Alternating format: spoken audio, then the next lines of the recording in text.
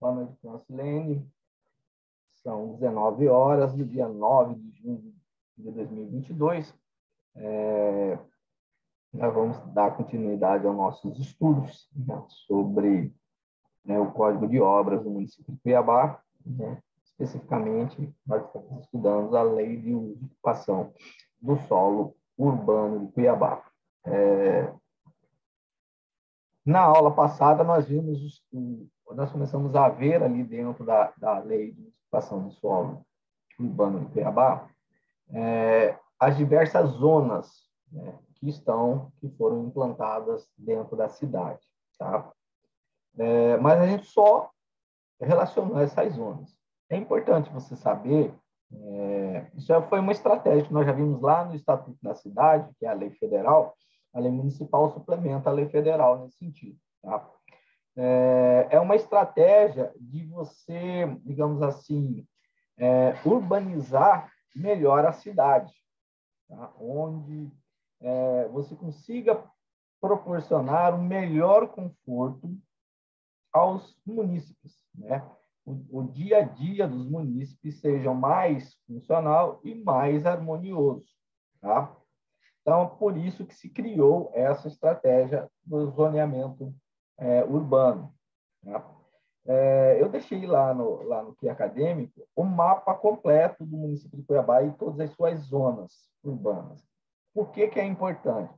Vamos imaginar que amanhã ou depois você, como profissional em tecnologia da construção predial, foi contratada para desenvolver um projeto, sei lá, de uma boutique, de um comércio, num determinado terreno. Então, a primeira coisa que você tem que enxergar, dar uma olhada, esse endereço está em qual zona dentro do mapa da Lei de Ocupação do Solo Urbano de Cuiabá. Está na zona tal. Nessa zona, essa atividade econômica é possível ou não? Tá? E existe um instrumento que esse é básico, é fundamental. Antes de você começar a desenvolver o seu projeto, o que você vai fazer? Você vai fazer uma consulta no município.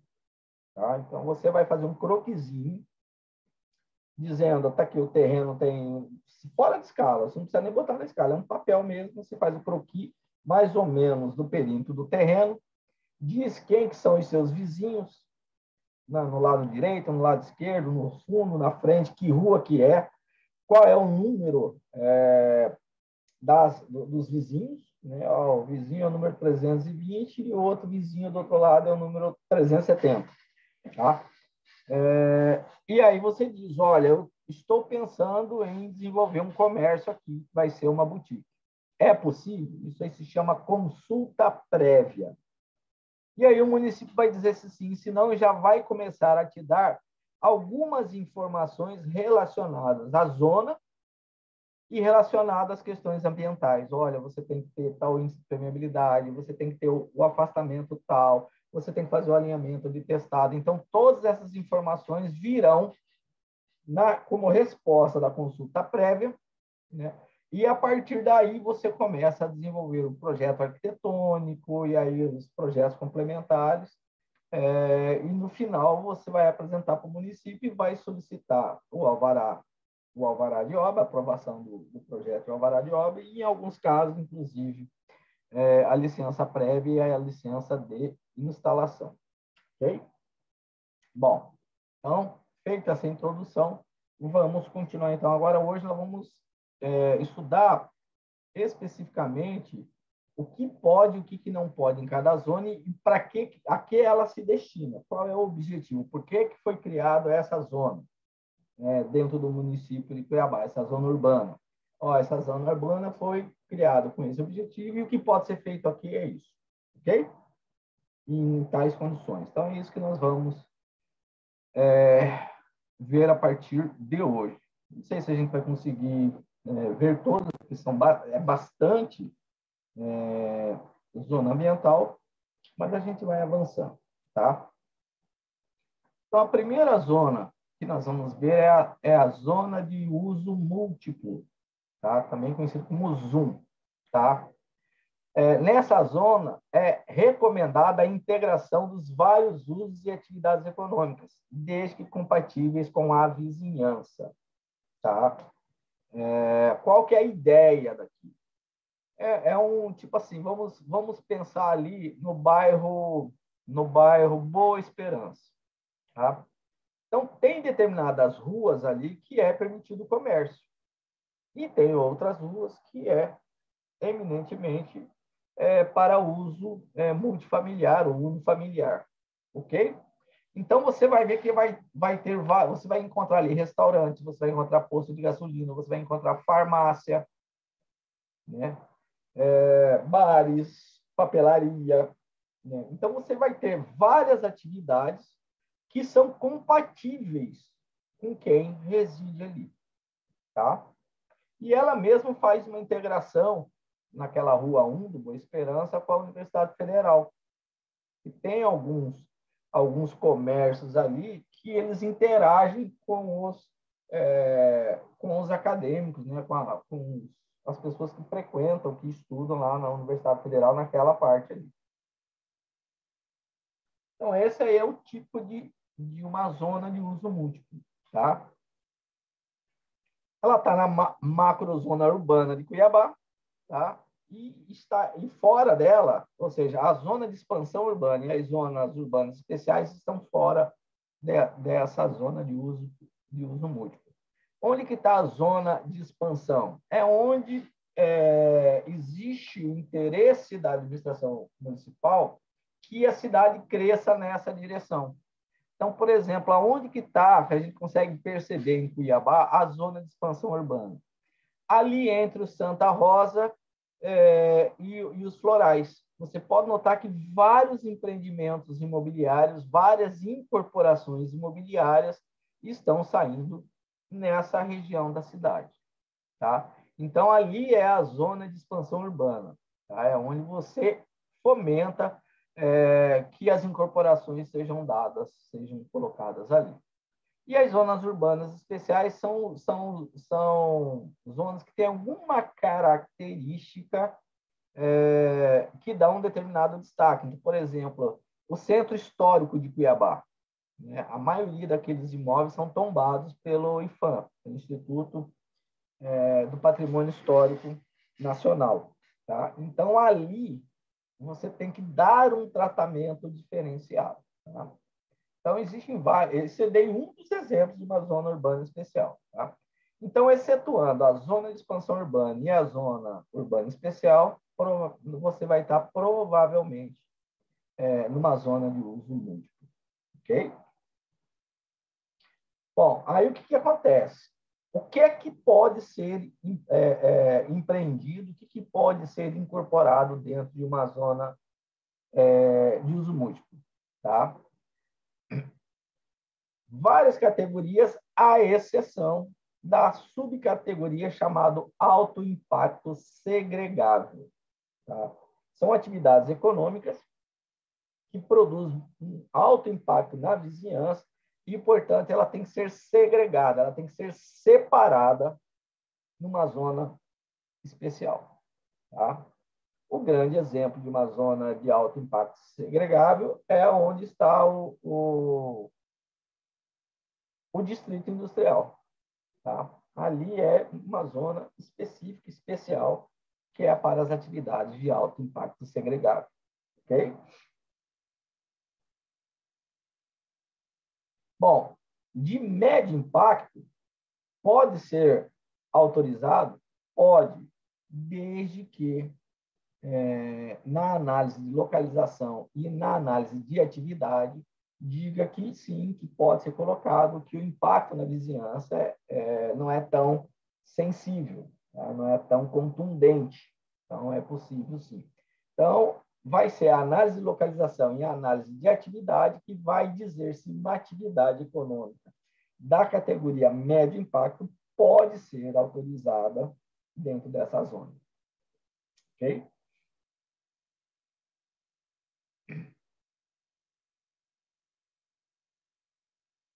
Bom, existem algumas atividades que são de alto impacto, no entanto, elas não precisam ser segregadas, não precisam ser colocadas lá no distrito industrial. Tá? Então, por exemplo, um posto de gasolina, uma lavanderia. Tá? Então, o que você faz? Você exige da pessoa, lá do empreendedor, quando ele vai fazer a consulta prévia, você já vai pedir para que ele desenvolva um estudo ambiental, que é chamado Estudo de Impacto de Vizinhança, EIV, e nesse estudo vai vir o relatório de impacto de vizinhança. Então, vai dizer, olha, na vizinhança, se eu colocar um posto de gasolina aqui, o impacto vai ser esse. E as medidas mitigadoras são essas. Então, olha, não pode abrir a entrada do posto na rua do bairro, tem que ser na avenida. E aí você vai colocando algumas condicionantes que são mitigadoras.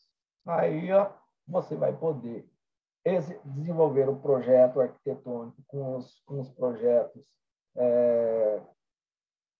correlatos, né? Os projetos técnicos desse posto, apresenta para aprovação, atendeu as condicionantes do estudo de impacto de vizinhança, vai sair o alvará de obra e a licença de instalação. Tá?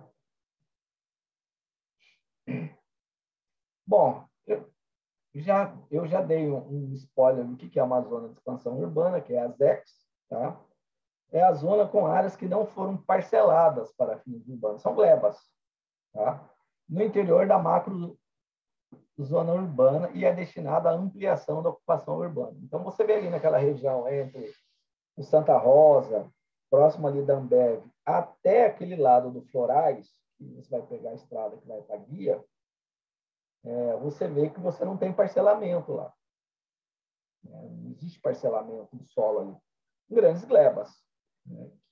São propriedades privadas, e aí os donos vão apresentando para o município parcelamentos, que pode ser um condomínio fechado, pode ser loteamento, tem vários tipos de parcelamento. Tá? Então, elas estão ali na zona de expansão urbana. Tá? Bom, e aí, quando for para fazer parcelamento de um condomínio horizontal fechado ou de um condomínio vertical, né?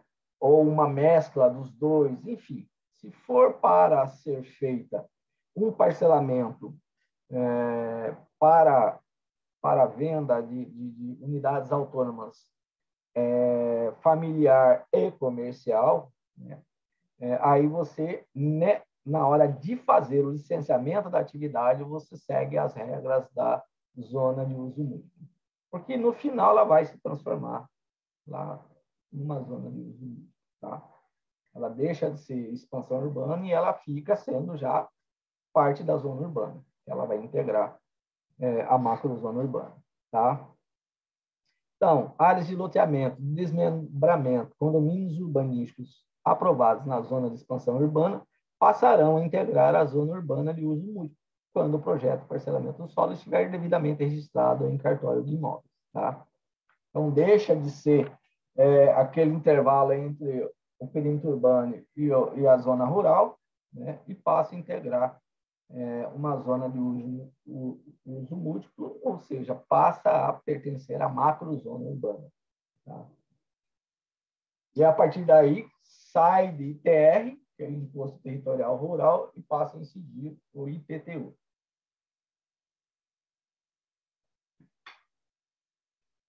Zonas urbanas especiais. Também é chamado de ZUE. Tá?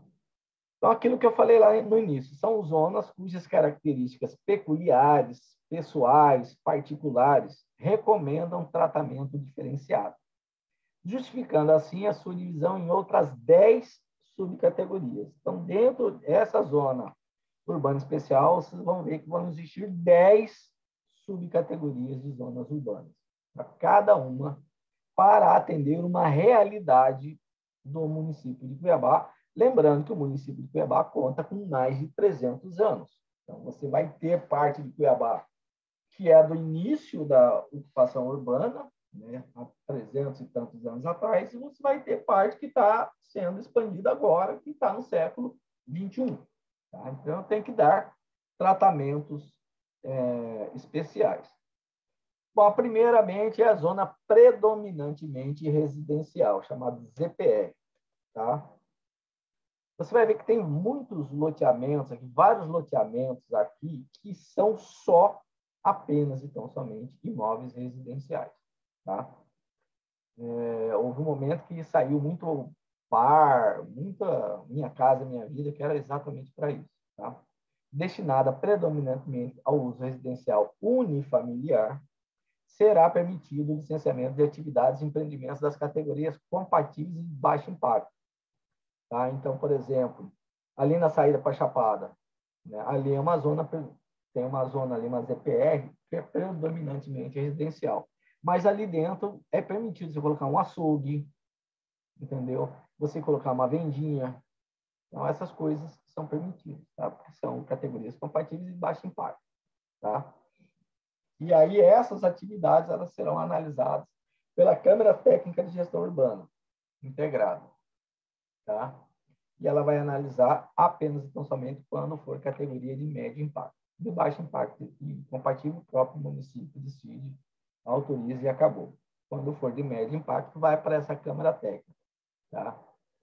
Ela é formada por pessoas de dentro lá da secretaria e também alguns arquitetos que são indicados aí pelos conselhos de classe, arquitetos, urbanistas, engenheiros indicados pelo CREA, né? Então, algumas pessoas da sociedade formam essa Câmara Técnica.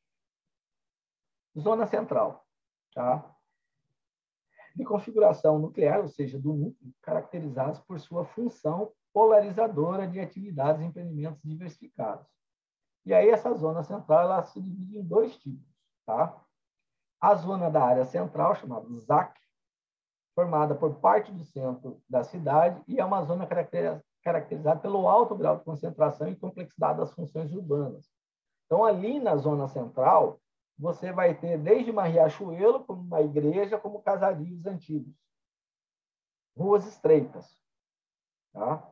Então, você vai ter de tudo, banco. Então, por isso que ele fala que existe uma complexidade das funções urbanas. Vai estar o Palácio do Comércio, do lado do palácio vai estar o Palácio Alencastro, do lado do Palácio Alencastro vai ter um edifício que na parte baixa comercial e nos andares de cima é multifamiliar, que é a Maria Joaquina, tá? Então, que é o primeiro edifício de Cuiabá. Né?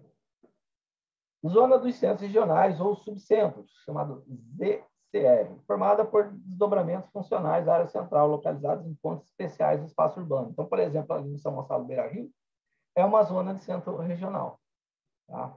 Aí você tem a região do Cuxipó, tem uma, você tem no Grande CPA, tem uma outra zona, e dentro dela, lógico, você vai ter desdobramentos.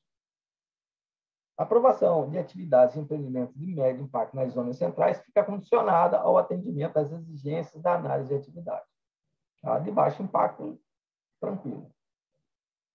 A aprovação de atividades e empreendimentos da categoria alto impacto não segregado fica condicionado ao atendimento das exigências do EIVE e do RIV, que é o Estudo de Impacto de Vizinhança, e do relatório de impacto de vizinhança, que é o documento que sai lá de dentro desse estudo. Tá? Bom, dentro das zonas centrais, não será permitido o licenciamento de atividades e empreendimentos de alto impacto segregado. Você não vai botar ali, por exemplo, uma construtora, uma concreteira, um curtume, uma grande oficina de caminhão. Esquece, não pode. Tá?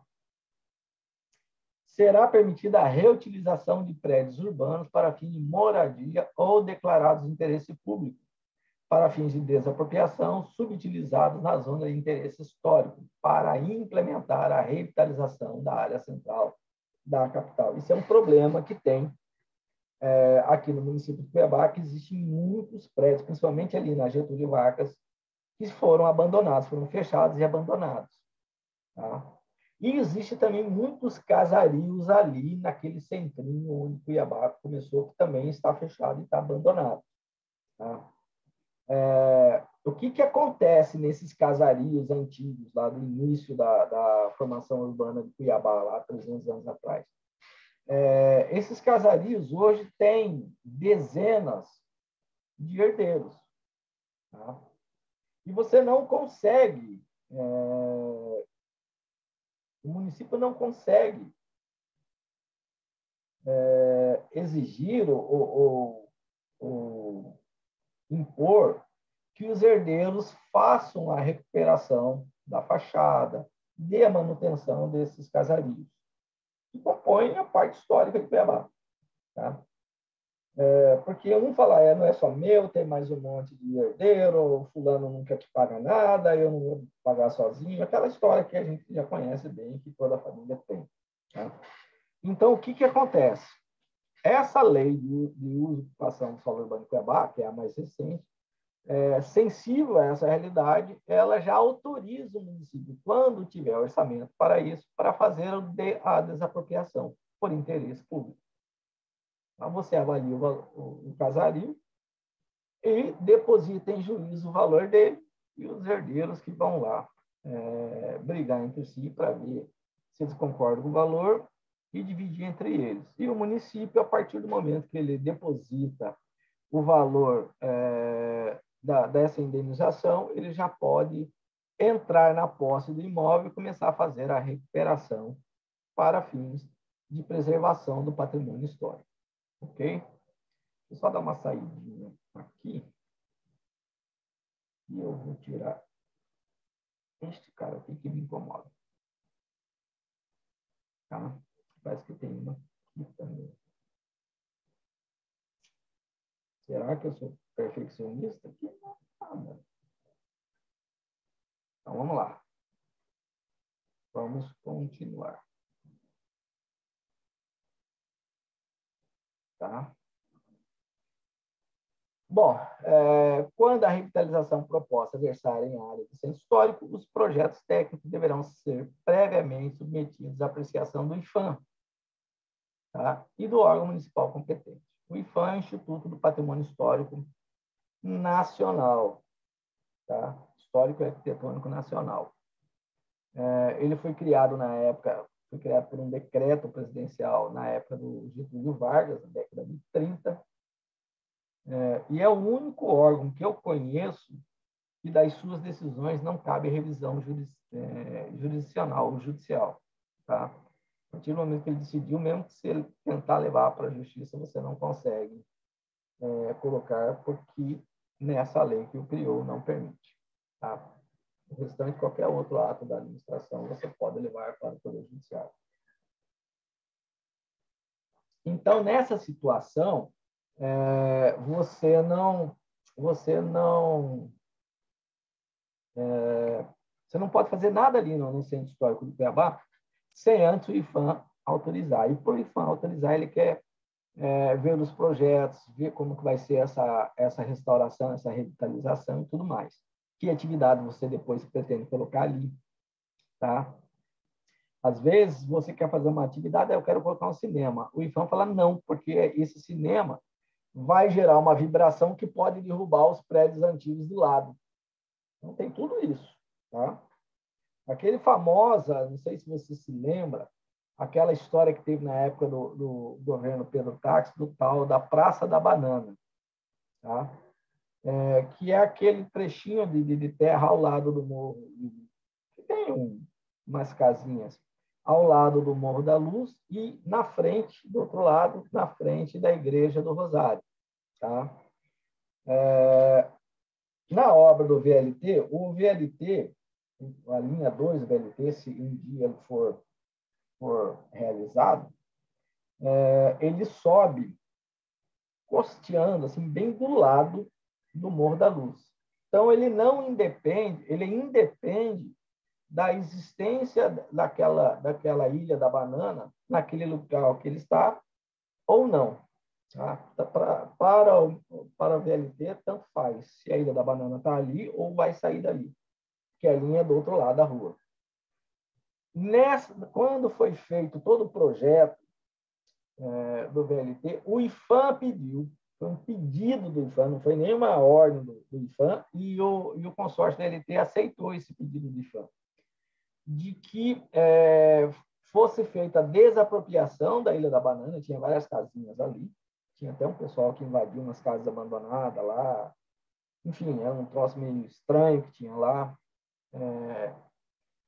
fosse desapropriado, e aí, aonde é a Ilha da Banana, fosse deslocada para aquele lá, bem do lado da calçada da Igreja do Rosário. Por quê? Porque naquele trecho da Avenida Coronel Escolástico, que os carros chegam na prainha, né, na Avenida Tenente Coronel Duarte, a vibração que os carros produzem na via está impactando a Igreja do Rosário, está produzindo rachaduras. Então, a ideia do IPHAN é deslocar aquela descida da Coronel Escolástico para onde é a Ilha da Banana hoje, e aí naquele lugar ali faz uma praça onde as pessoas possam ter contemplação e tudo mais, diminuindo a vibração na Igreja do Rosário. Tá? Então, essa é o motivo, a razão de toda aquela discussão que teve na Ilha da Banana. Era por isso, era para atender um pedido do IPHAN, não foi nem uma exigência, foi um pedido. Tá? Aí a imprensa desvirtuou, enfim, a imprensa fez o que ela sempre faz, desinformar. Quase sempre. Né? Salvo raríssimas exceções. Tá? Bom, nas zonas centrais poderão, não quer dizer que serão, mas poderão ser exigidas vagas de garagens de acordo com a disponibilidade de espaço nos prédios urbanos. Por quê? Hoje, se você for fazer, vamos supor assim, um prédio comercial, para cada 50 metros quadrados, você tem que garantir uma vaga de garagem. Tá? Só que ali naquela parte central de Cuiabá, que já tem vários prédios abandonados, comerciais abandonados, e quando eles foram edificados, não existia essa exigência de vaga de garagem, e aí por isso que antes dessa lei era muito difícil você conseguir revitalizar um daqueles prédios que tem abandonado na Getúlio Vargas, quase chegando lá no Chopin. Se você prestar atenção, você vai ver vários prédios fechados por ali.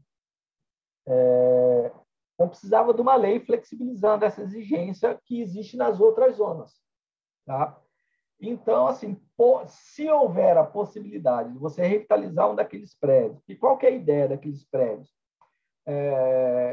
Produzir kitnets que sirvam para casais que estão recém-casados ou para idosos.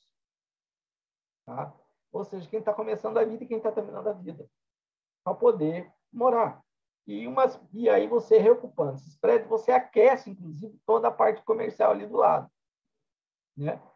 E aí era aquela coisa que aparecia, tá tudo bem, mas aí vamos supor que eu consiga revitalizar um prédio daqueles lá da Getúlio Vargas, eu consiga criar lá 200 kitnets destinado para a terceira idade. Eu preciso ter, pelo menos ali por perto, uma vaga para carga de descarga, para quando a pessoa chegar com um supermercado, com um bujão de gás, porque lá não vai ter canalização de gás, né? Vai ter só de água, mas de gás muito difícil, não vai ter, ou um garrafão d'água que ele precisa levar, enfim. Uma vaga para ambulância, porque se o cara passar mal, vai lá o SAMU socorrê-lo, né? E uma vaga para portadores de deficiência física, porque mesmo que o cara não nasceu com uma deficiência física, ele pode adquiri-la ao longo da vida. Tá? Então, essa era o maior problema que tinha quando eu fui procurador do município de Cuiabá, e que eu trabalhava exatamente nessa parte, era esse o motivo pelo qual a gente não conseguia, e naquela época a legislação não previa isso, a gente não conseguia revitalizar. Porque a lei de uso e ocupação urbano anterior a essa que nós estamos estudando não previa essa zona central. Tá? Então, de novo, no caso de reocupação de prédios antigos, poderá ser mantido o alinhamento regional do passeio público. Por exemplo, ali no centro, salvo engano, o passeio público ele tem que ser de 3 metros, ali na Getúlio Vargas. Esse prédio antigo vai ter 2 metros máximo. Você não vai conseguir ter 3 metros. Então, não tem como você derrubar a fachada 1 metro, né? cortar 1 metro de fachada para você conseguir fazer esse novo alinhamento em testada e garantir a metragem do passeio público. Então, neste caso, também é flexibilizado, tá? Que é o que diz esse item aí. Bom, aí a legislação ambiental ela é meio, digamos assim, dura, né? Meio inflexível, tá? E essa questão dos resíduos sólidos do lixo, né? Você tem que desenvolver um projeto de coleta, tá? Então, por exemplo, aqui no meu condomínio, a única coisa, o que o município vem aqui e retira, que a gente coloca no container, são os alimentos, né? Restos de alimentos, material orgânico. Mas plástico, aqui dentro a gente faz coleta seletiva, porque a nossa licença de operação existe. Então, a gente separa plástico, vidro, metal, madeira, papelão, e aí vende para diversos tipos de cooperativa. Então, praticamente todo dia chega um caminhãozinho aqui. Hoje é o dia do caminhãozinho dos papelões. Então, tudo aquilo que nós acumulamos na semana é prensado e eles vêm aqui, retiram, pesam, retiram e pagam o condomínio. Tá? Vidro, vem aqui no outro dia da semana, vem a turma aqui, retira tudo que é lixo que tem vida. Tá? Madeira, metais, plástico. Então, tem a sua turma aqui que vem e retira. Tá? E aí gera uma rendinha muito pequenininha. O condomínio administra esse condomínio. Tá? No caso de uma revitalização desses prédios antigos ali na zona central, essa questão fica meio prejudicada. Tá? Como é que você vai fazer a coleta seletiva? Você não tem nem lugar para você colocar container. Então, aí, essa parte também tem que ser flexibilizada e achar uma solução, cada caso, um caso. Tá?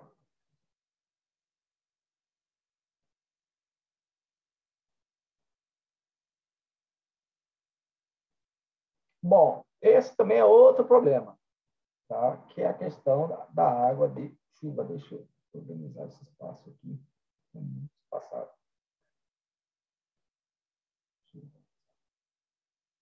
Tá?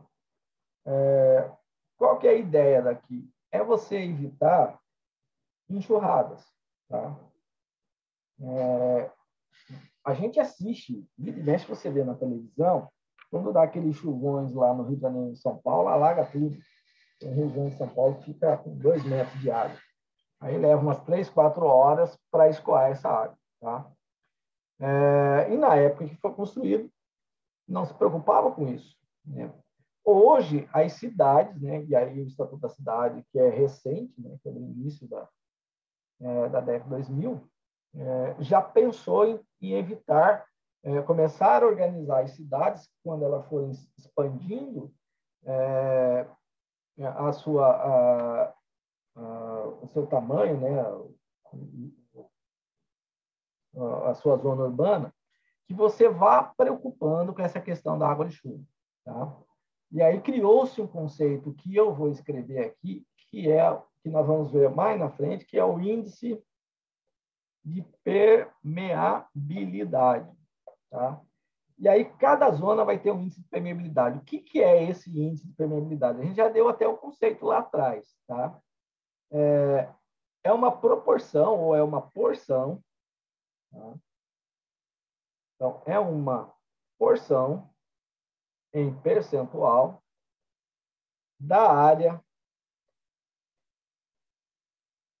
do imóvel que não pode ser impermeabilizado, ou seja, não pode ser concretado, tá? Para garantir que a água da chuva que cair no imóvel, ao invés de ir para a rua e causar enxurrada, infiltre para o subsolo e reabasteça o lençol freático. Tá? Essa é a ideia, ok? Bom, o que acontece? Então, todo imóvel lá você vai ter um imóvel novo, uma incorporação nova, tá? Lembrando, eu vou escrever aqui, na primeira semana a gente conversou sobre isso, mas eu vou escrever aqui de novo. E é objeto das videoaulas que estão lá nas unidades da frente. O que é uma incorporação imobiliária? Tá? É a execução de uma obra de engenharia, podendo ser multifamiliar ou comercial, sujeito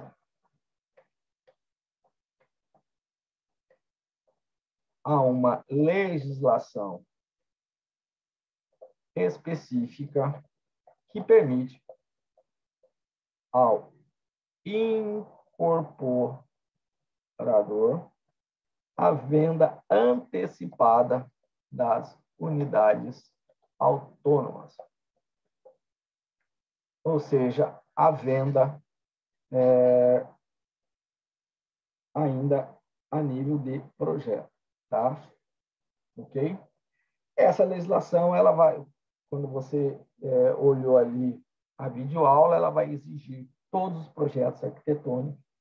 Esses projetos arquitetônicos, eles têm que ser, depois que aprovados pelo município, ele tem que ser registrado no cartório de imóveis, aonde a gleba maior vai receber a incorporação, tá? Não pode ser modificado depois que feito esse registro no cartório. Você não pode alterar nada no projeto arquitetônico, a não ser que você tenha a anuência de todas as pessoas que você já vendeu. Tá? Então, eu lancei, por exemplo, no meu condomínio, são 400 apartamentos. Então, ainda na fase, logo depois que houve o registro da incorporação, na margem da matrícula eram 3 áreas que foram remembradas, eram 3 áreas que estavam aqui, né?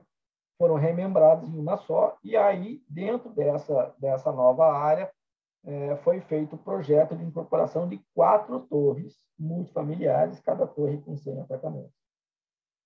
A partir do momento que foi feito esse registro na margem da matrícula dessa área que foi remembrada, o cartório dá um número específico, que é o número do nível onde está registrado, a página que está registrada, e a partir daí a incorporadora pode começar a vender os apartamentos ainda na planta. Eles não existem ainda, de fato, ele só vai existir o dia que sair o habite. Mas existe uma possibilidade muito forte que 2, 3 anos depois ele venha a existir. Então, esse contrato, nessa fase, é um contrato que a gente chama de contrato preliminar, que é uma promessa de compra e venda. Quando terminar a incorporação, veja que incorporação é diferente de construção. Tá? O dono do negócio é a incorporadora, que ela pode ou não ser a construtora. Então, existe construtora que ela, no seu estatuto social, ela faz ao mesmo tempo a incorporação e a construção. Tá?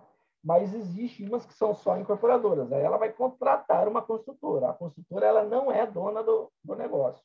Ela é apenas uma terceira que vai prestar um serviço à dona do negócio, que é a incorporadora. Tá? Tranquilo? A partir do momento que terminou a obra, você solicita a vistoria final do município. O município vem, faz a vistoria, está tudo ok, obedeceu o projeto aprovado, obedeceu a licença de instalação, aí o município vai dar a licença de operação e vai dar o habite. Neste momento, a incorporadora vai no cartório onde está lá a incorporação registrada e leva o habite. Quando ela leva o habite, automaticamente, a partir daí, o cartório vai gerando as matrículas de cada um dos apartamentos. Nesse momento aqui, a unidade autônoma começou a existir, ela nasce no mundo jurídico, para o mundo jurídico nesse momento. Tá? Assim como ela vai criar uma matrícula para a área comum. Ok? Então, vamos supor, aqui no meu condomínio tem 401 matrículas, tá? Sendo 400 das unidades autônomas, cada apartamento, eu tenho a minha matrícula, eu tenho a escritura da minha matrícula, do meu apartamento, e existe uma matrícula que é de toda a área comum, que é do condomínio, que pertence, na fração ideal que nós já vimos lá na aula passada, cada apartamento tem uma fração ideal dessa parte comum. Tá? Então, eu não sou dono da piscina, eu sou um dos donos dentro da minha fração ideal. Eu não sou dono do elevador que está aqui do lado do meu apartamento. Eu tenho uma fração ideal desse elevador, como eu tenho de todos os outros elevadores de todas as outras torres. Tá? Assim como a garagem, não. A garagem é vinculado na minha matrícula. Ok? Tranquilo? Então, só fazendo uma recapitulação do que é incorporação imobiliária, e aí as minúcias estão naquelas vídeos aulas que eu dei. Tá? Eu já tinha passado isso nas primeiras semanas de aula, apenas para registro, para que a nossa coordenação saiba que o conteúdo foi passado, assim como também nas primeiras semanas foi passado o conteúdo resumido da parte de licitação, e aí na unidade foi dado as minúcias, tá? Focando mais na licitação de obras de engenharia, porque aquisição de bens e consumos, isso aí, no meu entender, não é importante para um tecnólogo da construção predial. Tá? Você não tem que aprender como que o município vai comprar caneta, toner para a copiadora, né? Combustível para os seus carros, ou vai fazendo contrato de locação de automóveis. Então, isso aí, eu entendo que não é um objeto do exercício profissional de um tecnólogo da construção predial. Okay? Então, você tem que saber como você vai vender uma obra de engenharia para a administração, seja ela municipal, estadual ou federal, ou ao Distrito Federal.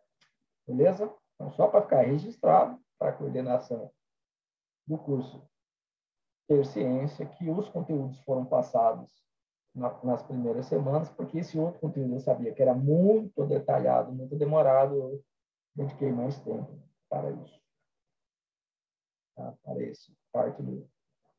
Que na grade do curso eles colocam o código de obras, e, na verdade, para mim, eu chamo, né, que é o termo técnico jurídico de lei de ocupação do solo urbano. Tá? E nós estamos estudando em Cuiabá, que é o mais complexo. Aprendeu de Cuiabá, de Várzea Grande das outras cidades é mais tranquilo. Tá? Segue a mesma linha. Tá? Você veja aqui, ó, o que diz lá a lei? Havendo possibilidade de espaço físico, o projeto deverá contemplar a coleta de água de chuva, de que trata os artigos 151 a 154 da Lei de Uso e Ocupação do Solo Urbano. Eu dei uma destacada nesses dois artigos só, não coloquei o 2 e o 3, tá? Ficando a decisão a cargo da Secretaria Municipal de Desenvolvimento Urbano, tá? Mediante análise e parecer técnico. Então, se tiver condições de fazer, você tem que desenvolver, então, um projeto específico para coletar a água de chuva, reservar essa água de chuva e por pelo menos 1 hora, né? E aí você tem que ir lá no IBGE e pegar qual é a maior precipitação de água que aconteceu nos últimos 30 anos nessa parte da cidade. Há tantos milímetros nesse imóvel vai produzir quantos metros cúbicos de água. E a partir daí você vai desenvolver, então, uma cisterna que ela tem que conseguir reservar pelo menos 1 hora de chuva e, aos poucos, ela ir soltando na galeria de água pluvial. Tá? Então, ele diz assim, as edificações deverão dispor de reservatórios ou outra solução técnica, né? Essa outra solução técnica pode ser um dreno profundo, que foi aquele exemplo que eu dei lá do shopping Goiabeiras, tá? que retém as águas pluviais, as águas de chuva no lote, ou promova a sua infiltração no solo do lote. Tá? Essa parte desse artigo se deu exatamente em razão da solução que foi adotada lá no Shopping Goiabeiras. Na época, quem deu o parecer autorizando fui eu. O Ministério Público ficou meio assim, não, eu falei, olha, é uma solução de engenharia, mas exige 25%. Eu falei, mas não tem como você chegar lá no shopping Goiabeiras, que já está edificado desde a década de 90, e quebrar lá 25% da área dele para você atender o que essa lei posterior está dizendo. No entanto, eu tenho uma solução que vai atingir, vai resolver 100% da água da chuva, que foi a solução que foi feita. Tá? Então, a partir daí, o Ministério Público se convenceu, porque o Ministério Público, a especialidade dele é lei, não é engenharia. Embora ele tenha lá uma equipe de engenharia para assessorá-los, mas, né, às vezes são engenheiros que nunca tocaram na obra, só fiscalizaram. E aí, fiscalizar e tocar é um universo gigante. Tá? Vamos ver lá o artigo 154. Está aqui, ó, tem uma equaçãozinha lá. Tá? Então, o volume é 0,20 vezes AT vezes IP vezes T. É o volume do reservatório em metros cúbicos. AT é a área do terreno em metros quadrados. IP é o índice pluviométrico igual a 0,0 metro por hora. Né? Deveria ser metro por hora, mas na lei está desse jeito. E T é o tempo de duração da chuva igual a 1 hora. Aí você faz esse cálculo aí. Você vai saber o volume que você tem que fazer. Tá?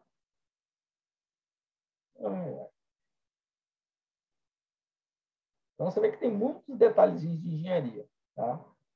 Vamos continuar lá no artigo 154. Toda a água captada por telhados, coberturas, terraços, pavimentos descobertos deverá ser conduzida ao reservatório. Então, você tem que fazer um sisteminha de dreno para drenar para dentro desse reservatório. A água contida pelo reservatório poderá infiltrar-se no subsolo. Você faz um dreno profundo. Ser despejada na rede pública de drenagem após 1 hora de chuva, que é aquilo que eu falei. Ser conduzido para outro reservatório para ser utilizado para finalidades não potáveis. Tá? Então, por exemplo, aqui no meu condomínio, existe um reservatório gigante no subsolo 3, que capta toda a água que chove aqui, joga nesse reservatório e nós reutilizamos para molhar todos os jardins, porque tem um monte de jardim. É uma forma de eu aliviar a água limpa que as águas Cuiabá nos fornecem, ou seja, ambientalmente é melhor, porque economiza essa água em favor de toda a cidade, né? E eu faço esse reaproveitamento da água da chuva. Ok?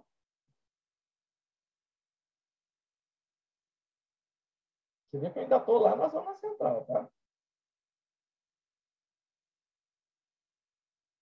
Rapaz, tem duas. Peraí, deixa eu apagar. Tem 2 slides iguais.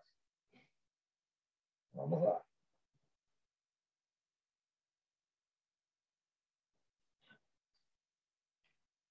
Bom, as atividades médio impacto, para elas serem licenciadas na zona central, elas ficam condicionadas à análise da atividade. Tá? Então, eu quero montar um cinema em algum lugar ali. Tá? É médio impacto. Vamos fazer análise de atividade para saber qual é o impacto que vai dar lá e se nesse local é possível ou não. Tá?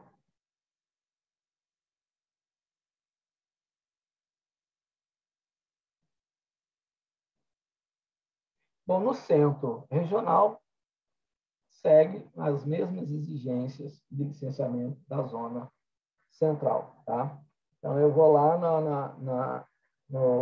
no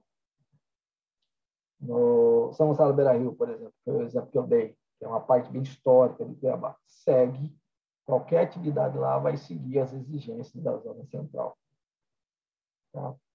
Situações especiais, que porventura não tenham sido previstas na lei, serão dirimidas pela Secretaria Municipal de Desenvolvimento Urbano, há de referendo ao Conselho Municipal de Desenvolvimento Estratégico. Então, ela decide, mas ela precisa que esse Conselho Municipal referende a posteriori essa decisão. Tá? Não é muito fácil isso aqui, viu? Esse conselho, ele é bem exigente. Bom, zonas de interesse ambiental, é chamado ZIA, tá? Tem alguma situação ali dentro que tem um aspecto ambiental relevante, tá? Ou ela tem o objetivo de a recuperação de um atributo ambiental, ou a preservação ou a conservação de um atributo, de um recurso natural, de um recurso ambiental, tá? Destinado a uma ocupação de baixa a muito baixa densidade, tá? Preferencialmente ao lazer e uso público, certo? Subdivide-se em zona de interesse ambiental 1, são 3, 1, 2, 3. Então, zona de interesse ambiental 1, constituídas por áreas públicas ou privadas com potencial ambiental, paisagístico, de proteção e recuperação de vegetação, e que devem ser destinadas a atividades e empreendimentos com baixa densidade de ocupação. Então, quando você chega ali e olha o mapa de Cuiabá, você vai ver várias ZIA 1. De cabeça agora eu não lembro. Mas é provável, por exemplo, que a São Gonçalo Beira-Rio seja uma ZIA 1. Tá? É provável, não tenho certeza. Tá? Então, pode ter um espaço público, mas também pode ter áreas privadas, desde que a densidade habitacional, né, seja pequena. Zona de interesse ambiental 2. Também áreas públicas e privadas, com excepcional potencial ambiental e paisagístico, com presença de maciços de vegetação ou cursos d'água ou nascentes e que devem ser destinados à preservação e conservação. Então, nesse aqui, normalmente você não, na zona de interesse ambiental, você não autoriza nenhum tipo de construção de incorporação, mesmo que ela esteja dentro da propriedade privada, mas se ali tiver uma nascente, vamos supor, de um córrego, Cuiabá tem 178 córregos, se eu não me engano, ou 200 e alguma coisa, córregos. Essas nascentes têm que ser preservadas. Tá? Então, você não vai desapropriar a área da pessoa, até porque fica caro para o Tesouro Municipal. No entanto, se falar isso aqui, você não pode fazer nada aqui dentro, você tem que preservar. Porque aqui tem uma nascente e há um excepcional interesse nisso. Tá? Quando for fundo de vale, canais efêmeros, áreas de preservação permanente, de cursos d'água, nascentes, áreas lindeiras, as áreas de preservação permanente, tá? E nessas áreas em que haja intenção do poder público em transformá-las em unidades de conservação de domínio público, essas aí serão a ZIA 3. Quando você abrir o mapa, você vai ver. Tá? São poucas, mas tem. Tá? Tem. Fundo de vale é um problema em Cuiabá. Está sendo solucionado, muitas casas foram demolidas porque estavam em fundo de vale. Né? Principalmente naquelas ocupações que aconteceram na década de 90, final da década de 90, início dos anos 2000, em que havia muita ocupação diária aqui no entorno de Cuiabá, por falta de uma política de ocupação popular, e as pessoas invadiam as áreas, já com trator, faziam um parcelamento lá, um arruamento, dividiam os lotes com fio lá, 10 dias depois já tinha a casa em pé. Só que muitas delas eram fundo de vale. Quando chovia, então subia água a 2 metros. Tá? E isso gera um problema muito grande. Então, essas casas, com muita briga, com muito custo, as pessoas foram retiradas, reassentadas em outro lugar e essas casas foram demolidas. E não se deixa construir nada ali. Tá? E nesse sentido, o Ministério Público foi muito positivo, porque ele ajudou o município a fazer isso, a retirar essas pessoas. Né? Talvez, se tivesse sido feito isso nessas cidades em que há muita ocupação em morro, como aconteceu, por exemplo, no Recife, essas fatalidades que nós assistimos talvez não tivessem ocorrido. Tá? Então, às vezes, você tem que tomar uma decisão que você vai perder muito voto, os prefeitos não querem fazer. Tá? É um debate que eu tenho com relação ao cemitério que tem ali no centro de Cuiabá. Tá? Os meus pais estão enterrados lá, meus avós, um tio meu estão enterrados lá, mas aquilo ali não tem como continuar do jeito que está. Precisa o município organizar aquilo, porque é uma calamidade do jeito que está ali. Não querem mexer porque tem muita família poderosa que tem jazigo lá. Mas do jeito que está, precisa ter um prefeito que tenha coragem, né, de arrumar aquele cemitério. Os lotes e glebas não edificados em zia e que tenham cobertura vegetal arbórea, né, de árvore preservada ou recuperada, não estarão sujeitos a parcelamento e edificação compulsória e ao imposto progressivo no tempo. Tem que ter um incentivo, né? Se eu tenho uma área que está dentro de uma zia, que ele já tenha toda a cobertura vegetal por árvores, tem a mangueira, tem a ipê, enfim, a vegetação que é natural daqui de Cuiabá, tá? Ela está preservada, ou ela foi recuperada, porque eu fiz uma recuperação, né? Eles não vão poder participar de parcelamento, eu não posso parcelar ali dentro, e também uma edificação compulsória, porque às vezes o município, existe uma situação aqui, que ele vai tratar exatamente o parcelamento e edificação compulsória. São áreas que algumas pessoas têm, são áreas boas que tem na cidade, que eles muraram e não fazem nada por mera especulação imobiliária, esperando valorizar para daqui a 10, 20 anos, fazer alguma coisa.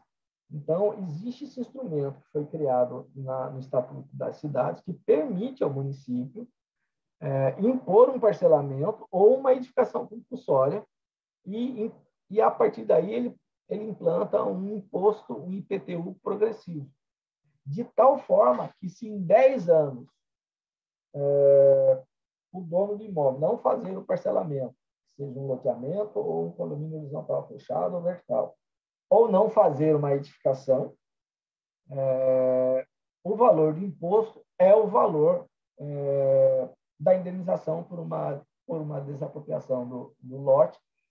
Aí o município ele passa a ele adquire o domínio do lote, e aí ele vai dar a destinação que precisa ser feita.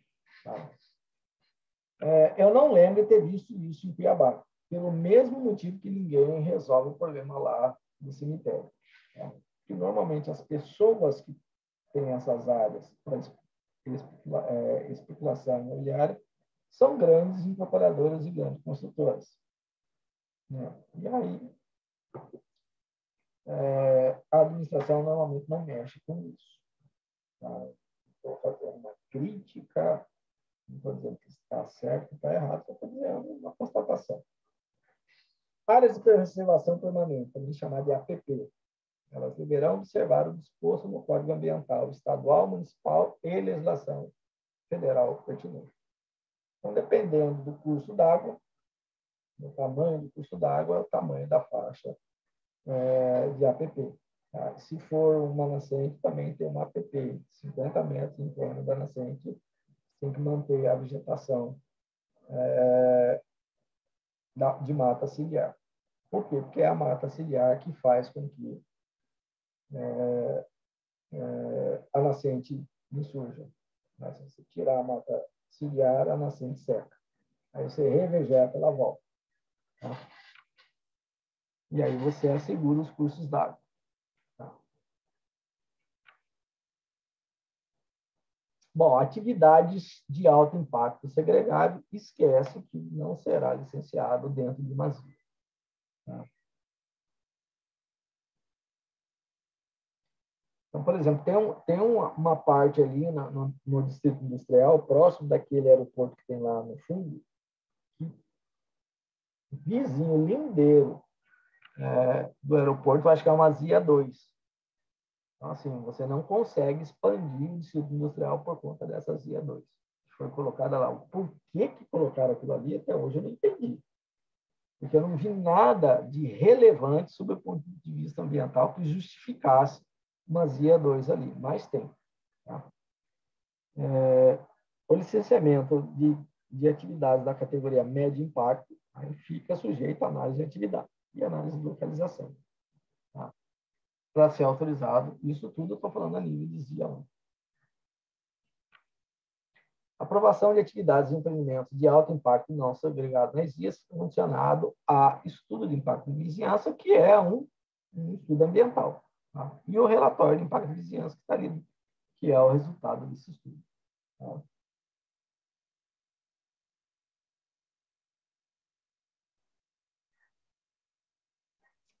Bom, a questão do potencial construtivo do terreno. Tá? Eu já falei na aula passada, expliquei, normalmente ele vem com potencial construtivo 2, e você pode adquirir, dependendo da zona, mais 2 ou 3 pontos de potencial construtivo. Ok? Como eu tenho que incentivar a preservação e a conservação ambiental, o que a lei colocou? Tá? Que nas propriedades particulares, em que, por conta dessas questões de APP, área verde e tudo mais, eu não consiga utilizar todo o potencial construtivo dessa área, ela vai permitir ao proprietário dessa área que utilize esse potencial construtivo que não foi utilizado para aplicar numa outra área de sua propriedade para aumentar o potencial construtivo sem a necessidade dele adquirir isso do município. Tá? É uma forma de você incentivar a conservação ambiental. Tá? As construtoras fazem muito disso. Tá? Às vezes ele vê que tem uma ZIA lá que está meio canhão, uma área grande, ele compra aquilo ali, utiliza 100% da área para fazer a conservação ambiental e usa o potencial construtivo dessa área para colocar num empreendimento seu. Tá? É business, é negócio. A lei permite, né? Acho muito justo, que de toda forma o meio ambiente está ganhando. Óbvio que quando ele faz isso, fica registrado na margem da matrícula que aquele imóvel que ele adquiriu e utilizou 100% para a preservação ambiental, essa condicionante é colocada e diz também que esse potencial construtivo foi aproveitado no empreendimento tal, fica registrado no cartório. Aí depois que registra no cartório não sai mais. Amanhã depois, se ele tentar fazer alguma coisa lá, ele não consegue. E na hora que ele apresenta a matrícula do imóvel no município, eles vão ler lá, opa, está aqui, está averbado, aqui você não pode fazer nada. Você usou 100% do potencial construtivo no seu empreendimento aí, X, lá atrás. Tá? Como é que é feito? Tá? Então, tá aqui. Aqui ele vai dizendo como que você pode fazer a transferência. Tá? Pode ser feito para um ou vários imóveis diferentes, desde que seja do mesmo proprietário, até o limite permitido nas zonas que esses imóveis estão localizados. Então, vamos supor que é uma zona que permite um potencial construtivo 4 e você já sai com 2. Aí, nessa área que está na ZIA lá, você consegue, para esse imóvel, índice 3. Só que o limite lá é 4. Se eu pegar 3 com 2, dá 5. Então, eu posso usar só 4. Fica sobrando 1 para usar em outro imóvel. E óbvio que, para a transferência de potencial, não pode haver débitos municipais, seja de ISSQN, seja de imposto relacionado a registro de imóveis, que é o causa mais. Eu também. Olha, tosse. Hoje começou a voltar a tosse. Eu espero que não seja uma reinfecção. Né? E também não tenha débito de IPTU. Ou seja, não pode ter nenhum débito com o Tesouro Municipal. Desculpa, já passou de 1 hora. Eu vou ter que parar. Vou só fechar esse slide. E eu vou ter que parar. Tá? Então, é aquilo que eu falei. Toda essa parte fica registrado no cartório de registro de imóvel, da onde está esse imóvel que está na ZIA e para onde foi transferido no imóvel, na margem da matrícula do imóvel que recebeu o potencial transferido. Bom, desculpa. Bom, já deu 1h04 de aula. E aí nós vamos parando por aqui. Na próxima semana a gente continua, tá? Então, com Deus, um ótimo final de semana.